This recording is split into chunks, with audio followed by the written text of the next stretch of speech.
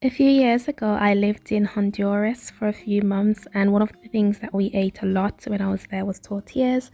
So that's what I'm going to show you how to make in this video. So you're going to need maseca, and this is corn flour. So it's not cornmeal, it's actually corn flour.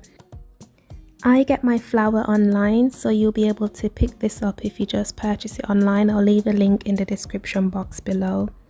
This flour is super absorbent, so you will need to leave it to hydrate. So I've just added 1 cup of water to 1 cup of flour, and I'm just going to mix this until it's combined into a ball, and then I'm just going to cover it and leave it to be hydrated for about 15 to 20 minutes.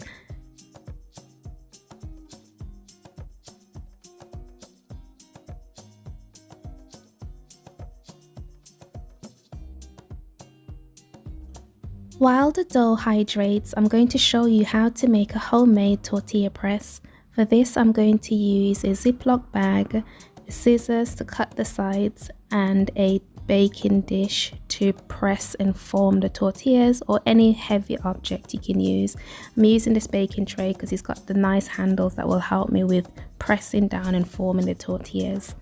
In Honduras, we actually use the tortilla press, so I will leave a link in the description box where you can get one if I can find a link. If I can find a link, I'll leave it in the description box. So you can see here the dough is nice and hydrated, and the first thing I'm going to do is just to use a spoon. You can use your hands. I'm using a spoon to just get a bit of the dough and rolling it between my palms.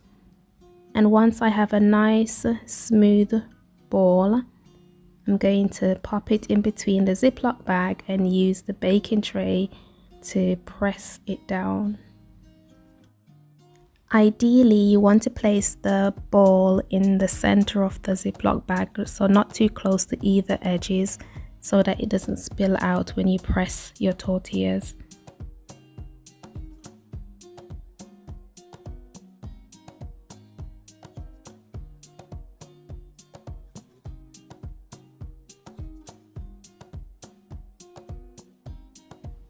Once I've pressed the tortilla, I like to lift both sides of the Ziploc bag just to make sure that I didn't press the tortilla too thinly.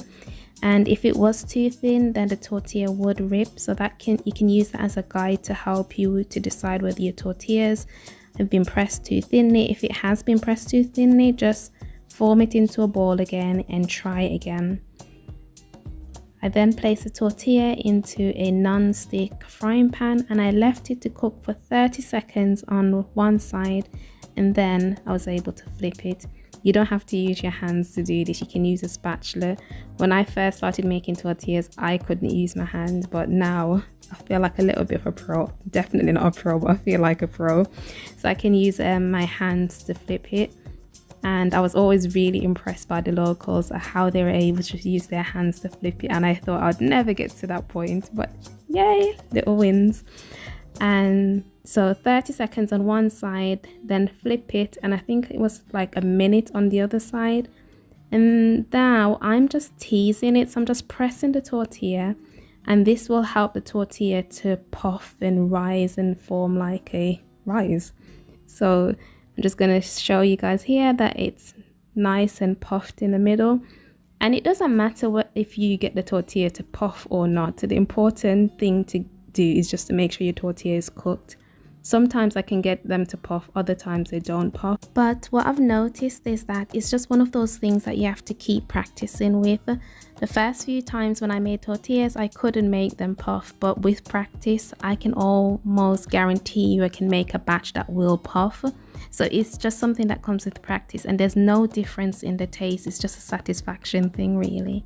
I then place the tortillas in this homemade steam basket, and it's just basically a bowl with a tea towel, and that will keep the tortillas nice and soft until I finish making the whole batch. So again, I'm just showing you that you can make it into a ball, pop it in the Ziploc bag, and for those people who aren't comfortable with using plastic, you can use parchment paper, but the only problem I've noticed with parchment paper is that it's a lot more tricky to work with the dough if you use parchment paper. And the good thing about using the Ziploc bag is that you can just clean this bag after you finish with it and keep reusing it. So it's not something where you'll be using plastic continuously. And obviously I'm open to suggestions. If anyone's got any suggestions about what I could use instead of a Ziploc bag or parchment paper, please let me know in the comment section. And this is the homemade tortillas, and they're perfect for Taco Tuesdays. And just a few more points on making these tortillas. I used 1 cup of corn flour, and that gave me I think 8 tortillas.